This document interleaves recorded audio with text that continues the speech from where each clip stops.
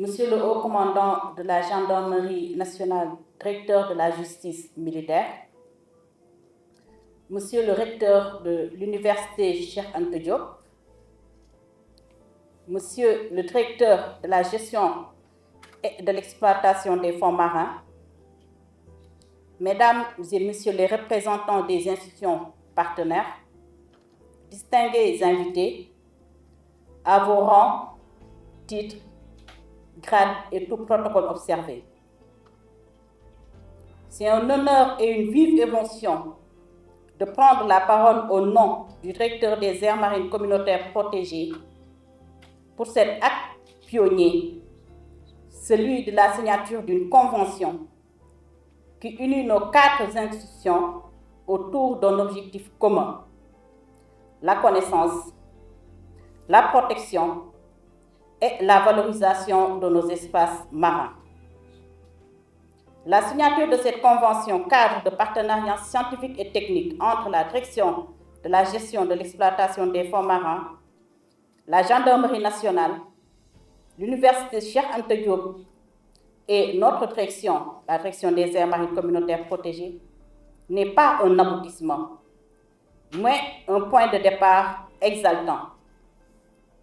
Ce document consacre une vision, celle d'un État où les forces de défense et de sécurité, sentinelles de la protection du patrimoine naturel et culturel, les scientifiques et les gestionnaires de l'espace marin parlent le même langage et coordonnent leurs efforts. C'est pour moi un honneur et un réel plaisir de prendre la parole en ce lieu symbolique à l'occasion de la signature de la Convention cadre de partenariat scientifique et technique entre l'Université Cheikh Anta Diop de Dakar, la direction de la gestion et de l'exploitation des fonds marins, la direction des aires marines communautaires protégées et la gendarmerie nationale. Cette cérémonie s'inscrit dans un contexte particulier, celui d'un Sénégal résolument tourné vers la mer. Avec près de 700 km de côte et une zone économique exclusive de près de 200 000 km², notre pays dispose d'un espace maritime stratégique vital pour son développement économique, social, culturel et environnemental. Cependant, ce patrimoine subaquatique est aujourd'hui confronté à de multiples menaces. Pollution maritime, surexploitation des ressources halieutiques, perte de biodiversité, activités illicites en mer, mais également dégradation et pillage du patrimoine culturel submergé. Face à ces défis complexes et transversaux, aucune institution ne peut agir efficacement de manière isolée. C'est tout le sens de la Convention cadre que nous nous apprêtons à parapher et à signer. Il consacre une vision partagée et une volonté commune de mutualiser nos compétences, nos moyens et nos expertises afin de développer des actions conjointes de recherche, de formation, de protection, de surveillance et de valorisation du patrimoine sous-marin du Sénégal. Il s'agit là d'une approche intégrée, fondée sur la complémentarité entre le monde académique, les structures techniques de l'État et les forces de sécurité. Mesdames et Messieurs, pour la gendarmerie nationale, cet engagement s'inscrit pleinement dans ses missions régaliennes de protection des personnes et des biens, de police administrative et judiciaire, mais également dans sa contribution à la sécurité maritime et à la préservation de l'environnement.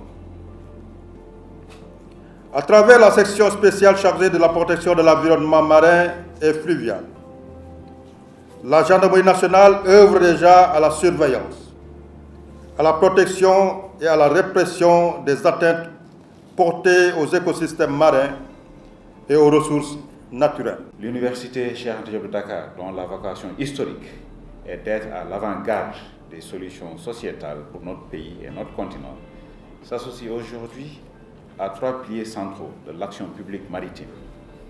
Il s'agit de la direction de la gestion et de l'exploitation des fonds marins, de la direction des aires marines communautaires protégées et de la gendarmerie nationale.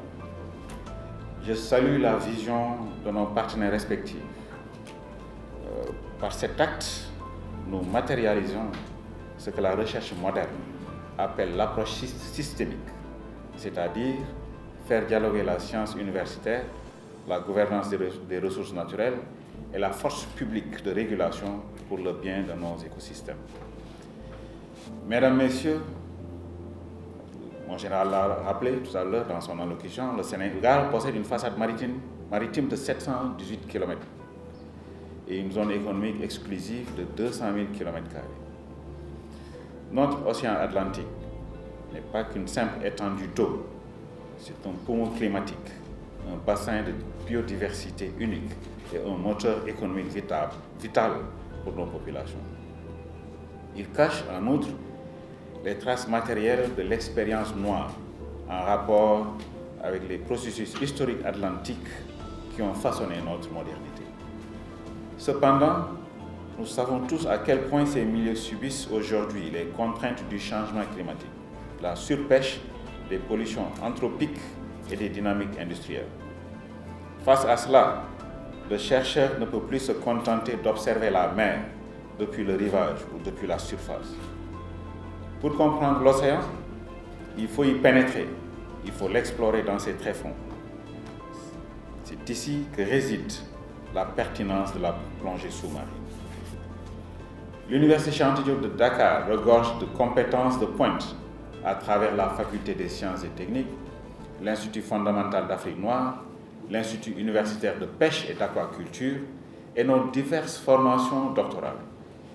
Qu'il s'agisse du suivi des récifs artificiels, de la biodiversité, de la cartographie des herbiers marins ou de l'étude de la dynamique des sédiments et des sites archéologiques enfouis, nos étudiants et nos enseignants-chercheurs ont besoin de descendre sous l'eau. Même la médecine n'est pas en reste, puisqu'il faut envisager d'ores et déjà la création d'une chambre hyperbare pour prendre en charge les accidents de plongée. Grâce à cet accord cadre, l'immersion scientifique n'est plus une initiative isolée ou une aventure individuelle. Elle devient une filière académique intégrée, encadrée et professionnalisée. Nos missions sont ou peuvent être différentes, mais notre cap est désormais commun. La souveraineté éclairée de nos eaux et le développement durable de nos ressources. Cette convention est le fruit d'une prise de conscience. Nous savons que nos fonds marins recèlent un patrimoine minier, énergétique et biologique immense. Mais nous savons aussi que cet écosystème est fragile et qu'il subit des pressions croissantes. Nous ne pouvons plus permettre de travailler en ordre dispersé. Il fallait un cadre et nous l'avons bâti. Ce cadre est d'abord scientifique. Avec l'Université Cheikh Anta Diop, temple du savoir et de la recherche,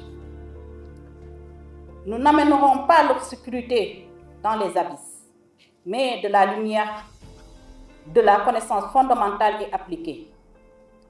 Votre expertise nous permettra de cartographier, de comprendre le vivant et d'évaluer les impacts avant d'agir.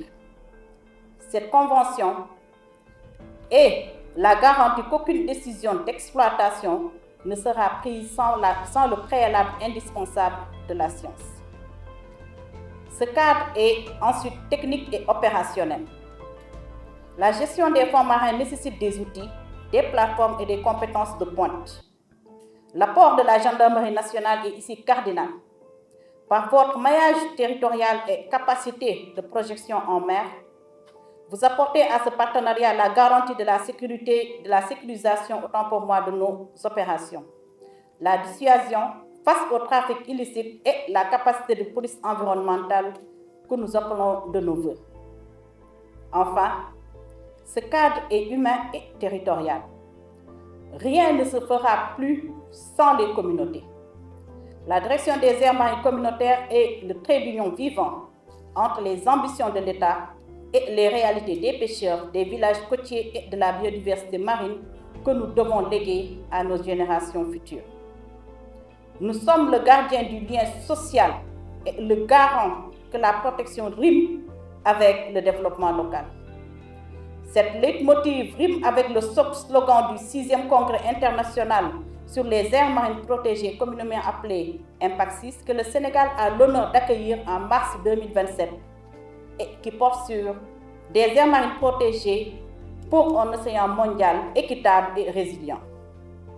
Nous croyons aujourd'hui un continuum de compétences, du microscope jusqu'à l'horizon marin.